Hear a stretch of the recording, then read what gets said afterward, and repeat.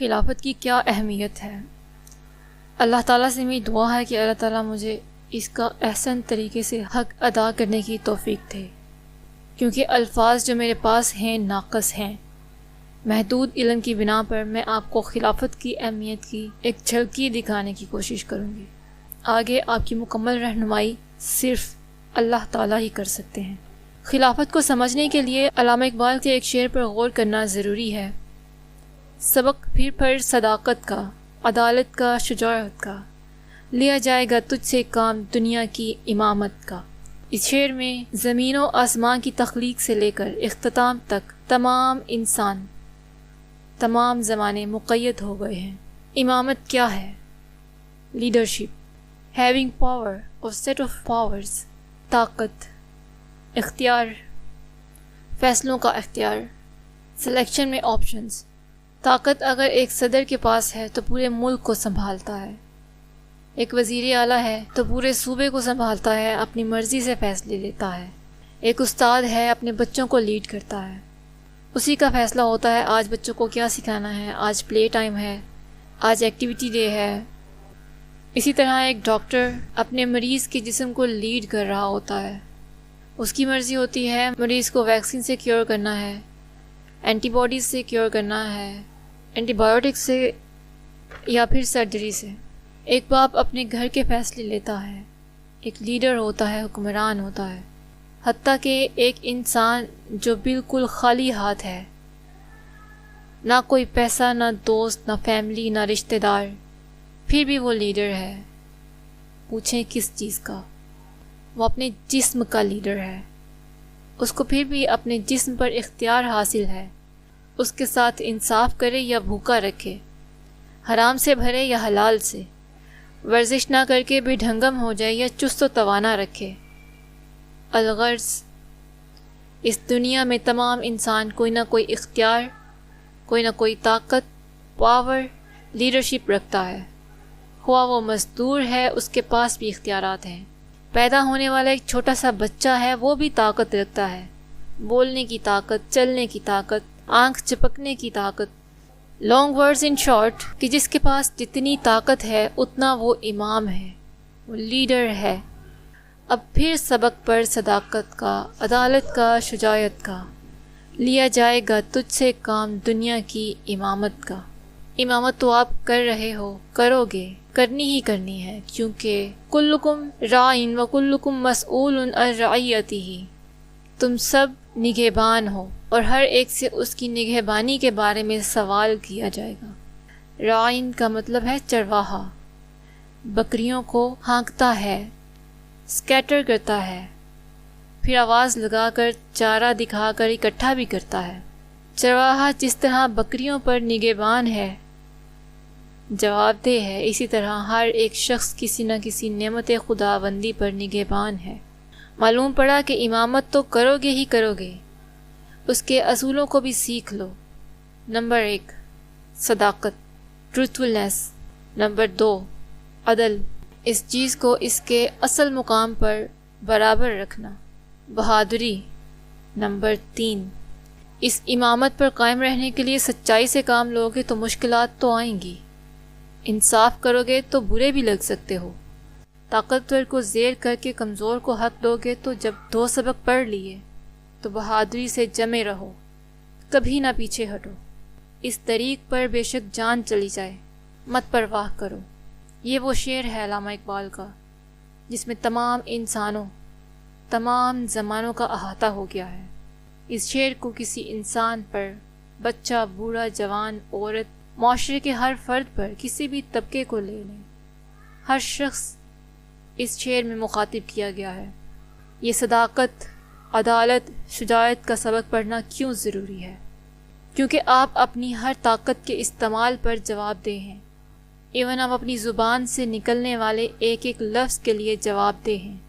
کیوں دل آزاری کی، کیوں جھوٹ بولا، تہمت لگائی، کیوں زبان سے گمراہ کیا، حق بات کو گول مٹول کر کے بیان کیا، ان سوالوں کا سامنا کرنا پڑے گا۔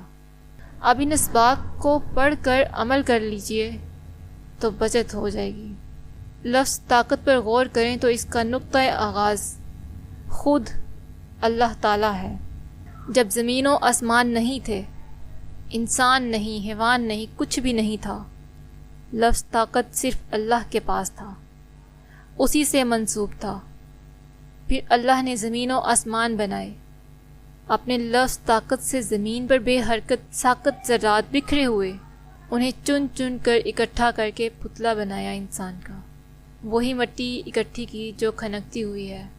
اس کے پاس کوئی طاقت نہیں تھی، اس کو چھینکنا سکھایا، بولنا سکھایا۔ مرغیوں پر میری 4-5 سال کی ریسرچ ہے۔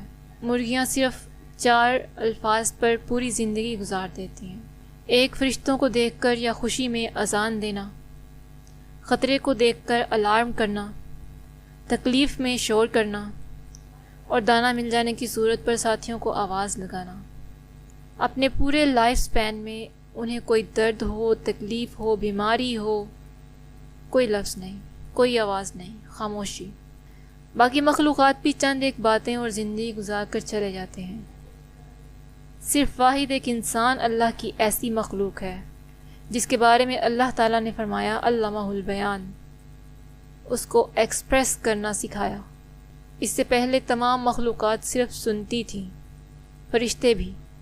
انسان کو بولنے کی طاقت دی، سوچنے کی، علم کی طاقت دی، اور نہ صرف یہ بلکہ 8 ارب جو دنیا میں ہیں، اربوں خربوں جو آ کر چلے گئے اور جو آنے ہیں، سب کو ملا کر جو طاقت اللہ نے ان تمام انسانوں کو تقسیم کی ہے، ساری ملا کر بھی اللہ کی طاقت کے سامنے ذرہ برابر بھی نہیں ہے۔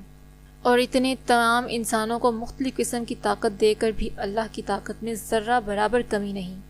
اس طاقت والے مالک نے جب سب کو کوئی نہ کوئی طاقت دے رکھی تو پھر ہر کوئی کہنے لگا میری طاقت تمہاری طاقت سے بڑی ہے، میں یہ کر سکتا ہوں، اس طاقت سے میں تم سے زیادہ اثر انداز ہو سکتا ہوں۔ کچھ تو اپنے ہی ساتھی انسان کو قتل کرنے لگے، کچھ خود کو خدا سمجھنے لگے، کچھ لواطت میں پڑ گئے، اور کچھ ناپ تول میں کمی کرنے لگے۔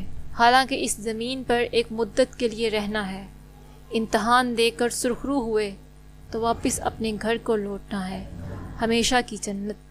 کیونکہ طاقت جہاں صداقت، عدالت، شجاعت کے اصولوں پر صرف ہو، وہاں امن و سکون ہے۔ اس کے برعکس اگر ظلم، بربریت، سرکشی اور فرعونیت اور طاغوت اور خواہش نفسانی پر طاقت صرف ہو تو یہی حال ہوتا ہے جو آج آپ اس روئے زمین پر دیکھ رہے ہیں۔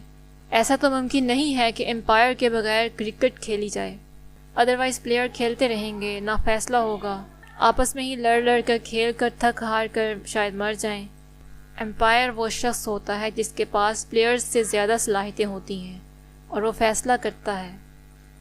اس کا فیصلہ اگر سچائی پر ہے، پلیئرز قبول کرتے ہیں۔